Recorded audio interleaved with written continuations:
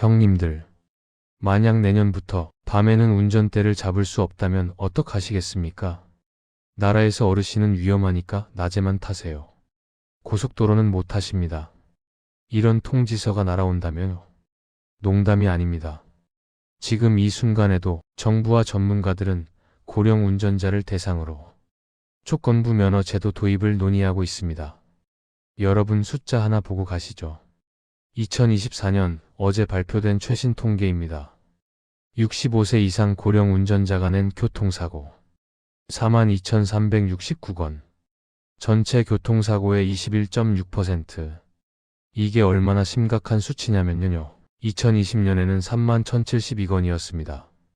단 4년 만에 36.4% 폭증. 더 충격적인 건요. 전체 교통사고는 줄어드는데 고령 운전자 사고만 20년째 증가 중입니다. 작년 7월 서울시청역 68세 운전자의 역주행 9명 사망.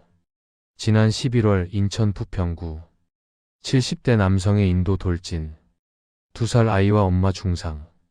이게 남의 일 같습니까? 내 아버지 내 어머니의 일입니다. 그리고 내 가족이 피해자가 될 수도 있는 일입니다. 자, 그래서 나온 게 조건부 면허입니다. 쉽게 말하면 이겁니다. 운전은 하되 조건을 걸겠습니다. 야간 운전 금지, 고속도로 주행 제한, 첨단 안전장치 장착 차량만 운행 가능. 아니 그럼 나는 호구냐? 평생 무사고로 운전했는데 나이 든다고 차별하는 거냐? 형님들 억울하시죠? 저도 압니다. 하지만 팩트는 이겁니다. 2024년 고령 운전자 사고의 55.7%가 안전운전 의무 불이행으로 발생했습니다. 전방 주시 태만, 급제동 급가속, 도로 상황 미고려. 이게 전체 운전자 평균의 2배 수준입니다. 쉽게 말하면 나이가 들면서 시력, 반응 속도, 판단력이 떨어지는 거죠. 이건 자존심의 문제가 아닙니다. 생명의 문제입니다. 일본을 보십시오. 2022년부터 75세 이상 고령자는 한정 면허를 받습니다.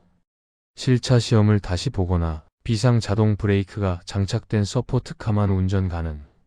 미국은 어떻습니까? 주마다 다르지만 운전거리, 시간, 속도를 구체적으로 제한한 조건부 면허를 발급합니다. 캘리포니아는 70세 이상이면 의료평가와 도로주행 시험을 다시 받습니다. 독일, 호주, 캐나다도 마찬가지입니다. 고령 운전자 관리는 선진국의 기본입니다. 그런데 우리나라는요? 2026년에야 논의 시작입니다. 자, 여기서 가장 중요한 질문입니다. 면허를 제한하면 우리는 어떻게 먹고 살라는 거냐? 택시 기사님, 버스 기사님, 화물차 기사님. 전국 운수 종사자 81만 명 중 26%가 65세 이상입니다. 지방 사시는 어르신들은 더 심각합니다. 마트 가려면 차, 병원 가려면 차, 버스? 하루에 2번 옵니다. 그래서 정부가 뭐라고 했냐? 면허 자진 반납하면 교통카드 드립니다. 10만원에서 50만원. 10만원으로 뭘 하라는 겁니까? 형님들, 이게 현실입니다.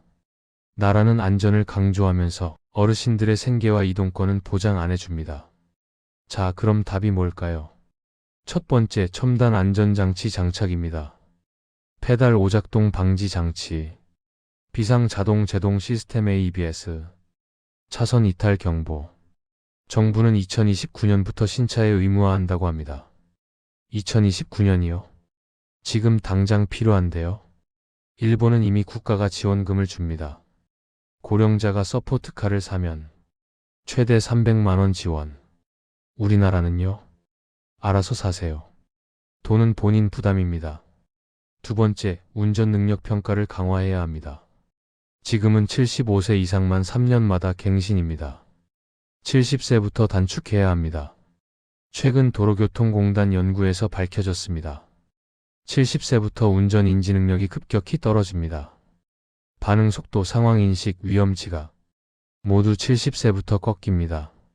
그런데 왜 75세부터 관리합니까? 5년을 그냥 방치하는 겁니다. 세 번째, 이동권을 보장해야 합니다. 면허 반납하라고 하려면 대안을 줘야 합니다. 수요응답형 버스, 콜택시 지원, 지역순환 버스 확대. 이게 없으면 면허 반납은 공연풀입니다. 서울에서는 실제로 효과가 있었습니다. 면허 반납 비율 1% 증가할 때마다 고령자 사고율 0.02% 감소. 2024년 기준으로 연간 203건의 사고를 막았습니다. 하지만 이건 서울 이야기입니다. 지방은요?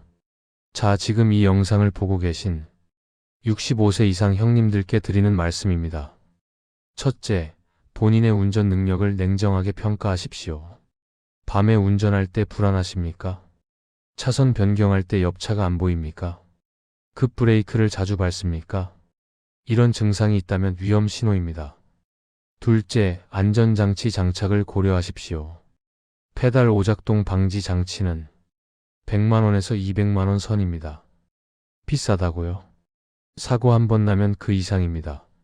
셋째, 자진 반납도 선택지입니다. 자존심 상하실 수 있습니다. 하지만 생각해 보십시오. 사고로 남에게 피해 주는 것보다 명예롭게 운전대를 내려놓는 게 낫지 않습니까? 지자체마다 다르지만 교통카드, 지역화폐, 그리고 가장 중요한 건 마음의 평화입니다.